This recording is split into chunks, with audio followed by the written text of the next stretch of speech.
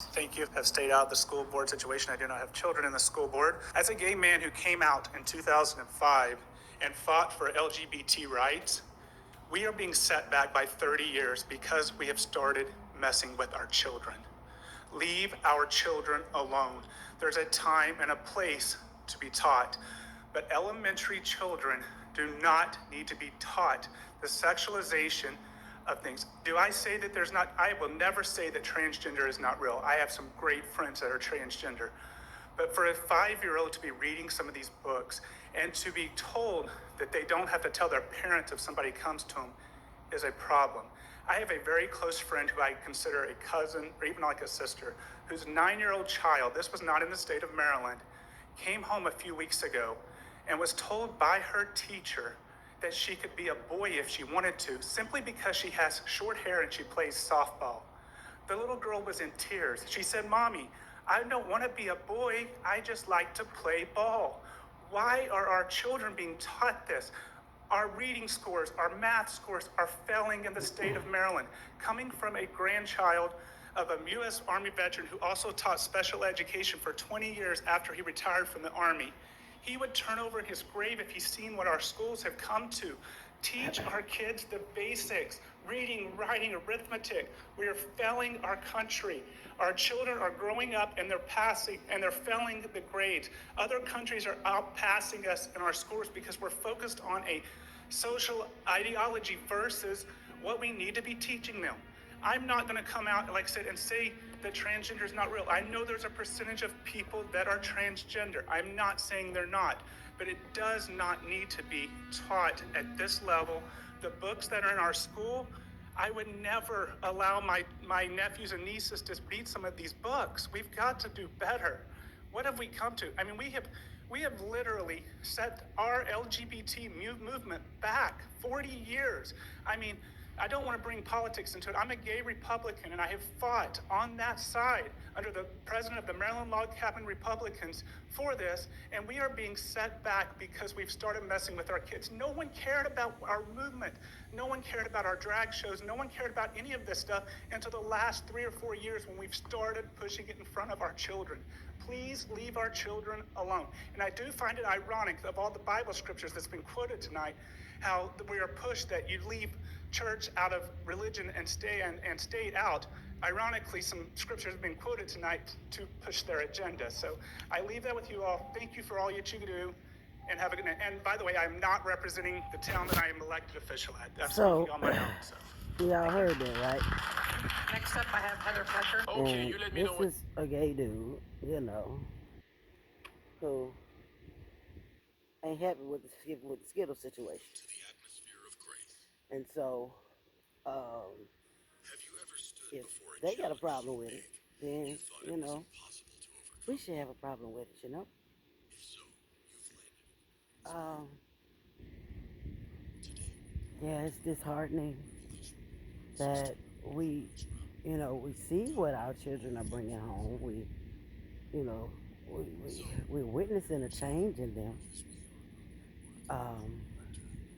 Yet we keep sending them back in. And, you know, at some point, we're going to have to wake up, you know? And I'm not here to put nobody down or make nobody feel no type of way. I'm just being real, like, yo.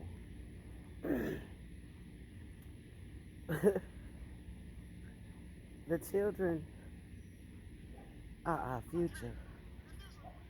And they don't need to be sexualized and transgenderated and mutilated and manipulated into being transgenderated. You know? It's, you know. And then he said something that really, it blessed me to hear him say it. You know? He said,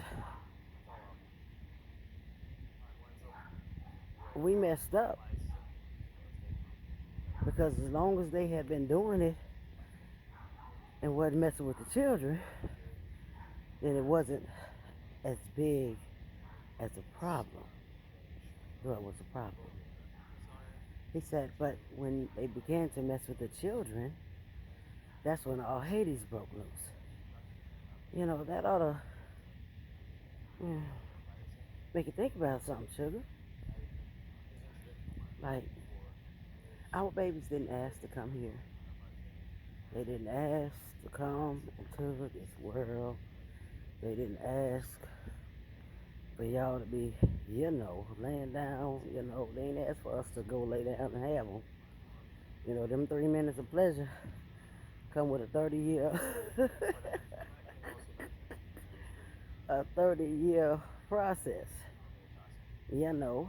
So if you keep your two pieces closed and keep your one piece in your pants, you won't have them kind of problems. So I just thought wanted to share that with you all. Just make you think about some things because school's about to start back. People getting ready, back to school this, back to school that, and they folk happy to send folk back to school. I'm trying to understand all of that. Like, there's got to be another way, and I know there's other ways. We just gotta find them. We gotta cultivate them.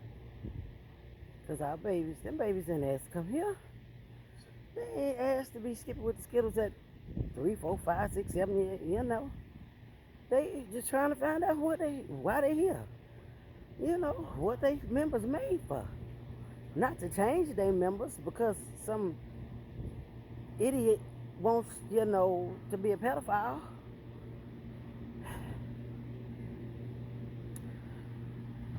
It ain't all that hard, y'all. It's just a simple decision. Come out from among them and be separated and touch not the unclean thing, and don't force our children into being groomed for the Playboy Mansion. To go, the Epstein Mountain, or Epstein Valley, whatever the hell. Give our babies a chance to live and be children. And play with, I ain't gonna say play with Barbie and Ken no more because they skipping with the Skittles. Just play, run out in the yard or something. Go, play some soccer or something. Something wholesome. Because everything is, you turn on the TV, you're being groomed. Even the commercials groom you. Everything groom you. The infomercials groom you. The music groom you. Hell, the doctors even groom you because they got doctors that's in agreement with this foolishness. With puberty blockers and hormone blockers and blocking and stopping and all of that. It's disheartening that we've come to this, but it's biblical. Sodom and Gomorrah. The days of Noah. The days of Lot. So we in the book. We all the way in the book. But we just got to understand that God is sovereign. And he said, suffer not the little children to come unto me. He said, look, it'll be better for a millstone to be hung around your neck than you to offend one of them. Y'all know how offensive it is for children to be forced and groomed into this lifestyle,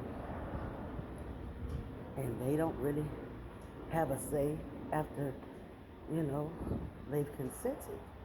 Because in the school system, they're teaching them to consent and to be quiet about the consenting. What the hell? And you can't trust literally nothing that's connected to the state.